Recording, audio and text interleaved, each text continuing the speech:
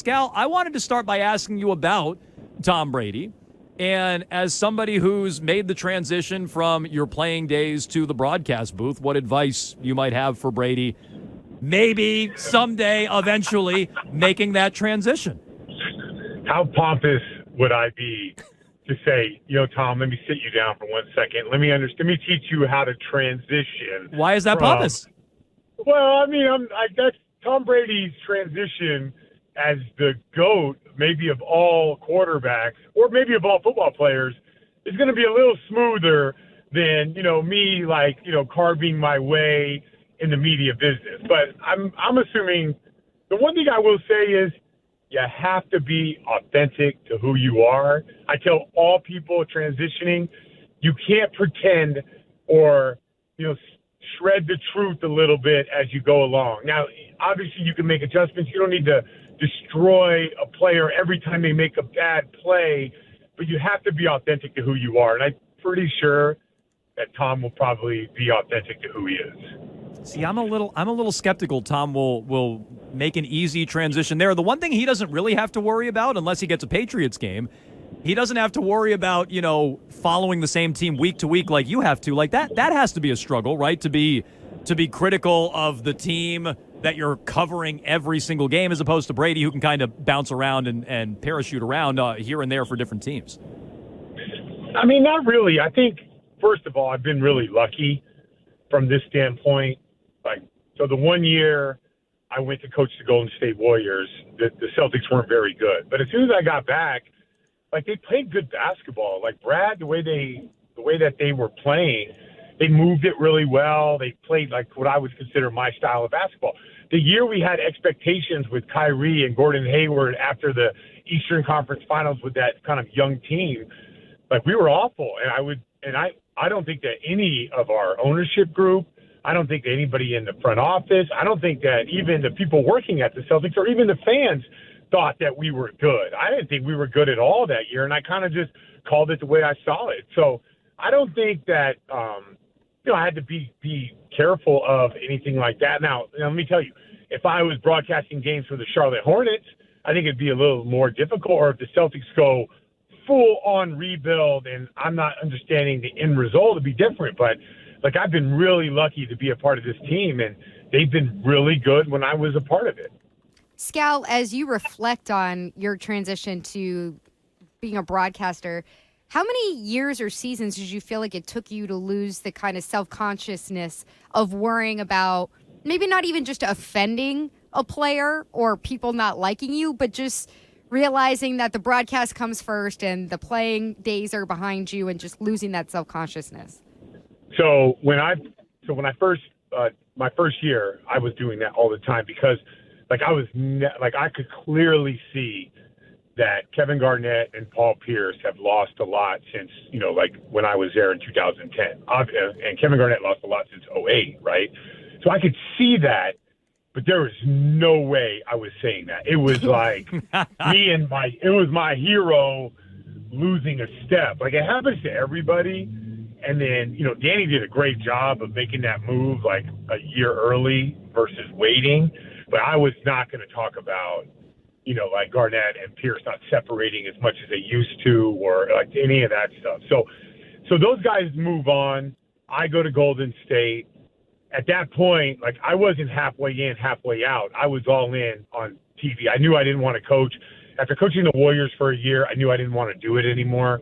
I just knew it. It wasn't the way I wanted to live my life. They were too good. So then, no, they weren't good at the time.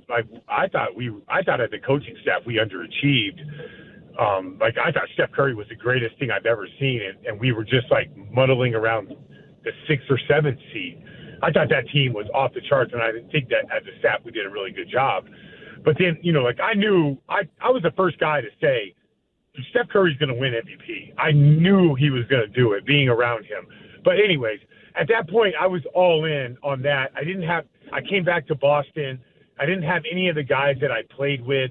Doc Rivers was gone. I didn't have any of that stuff. So it was a lot easier after that first year when Doc was here, Paul was here, the veteran guys were here. It became appreciably easier not playing with some of the guys that I would at that point criticize, even though for the most part, I think I criticized like maybe 10% of the time. I mean, for the most part, I kind of understand what the league is and guys transitioning, trying to be better and trying to be superstar players. And you remember when the Celtics were bad, everyone was talking about trading guys. I was like, the answer is Jalen and Jason. Those guys got to be top 5, top 10 players. There's no answer anywhere else besides those guys developing. That's just how we're going to be good. So, and maybe people didn't like that, but that's what I saw, and that's what eventually happened with those two. Scal, it's Arcand. The first time I met you was 20 years ago, UMass Boston for the Summer League, LeBron's rookie year. Do you remember that? Not meeting me, but do you remember being there, obviously? You probably don't remember meeting me. There's no way he remembers that. But you remember being at UMass Boston. Yeah. Did you ever think LeBron James could get mugged like he did at the end of that game and not get the call? Well, I wouldn't be thinking that in 2003, but you know, like I think the narrative of the officials don't want LeBron to get calls is so false. It's the official was blocked by another player. Maybe the official was out of sight. Maybe he saw the hand but didn't see LeBron's bicep, like the arm, right? So I find it so unique that like people really think that the officials have it out for LeBron. He's about to score 40,000 points coming up in the next season. He's passing Kareem in less than 100 points. You really think he didn't get calls throughout his whole entire NBA career? Now, was I shocked that they missed that call? Yeah, I was shocked. I'd be shocked. Like, Jericho Sims fouled Robert Williams at the end of a game, and I don't hear the that's different. That's different, Scal. Why?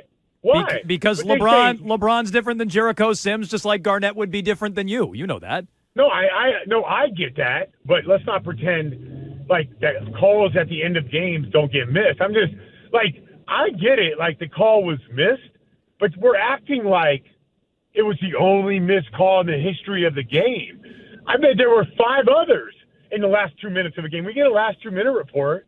Like, I get it, man. And by the way, are you guys shocked by the way that he responded to that? Yes. I was shocked. Like his reaction on the floor, you mean? Yeah, for sure. Yeah. Yeah, that was hilarious. It was a bit much, yeah. And continues to.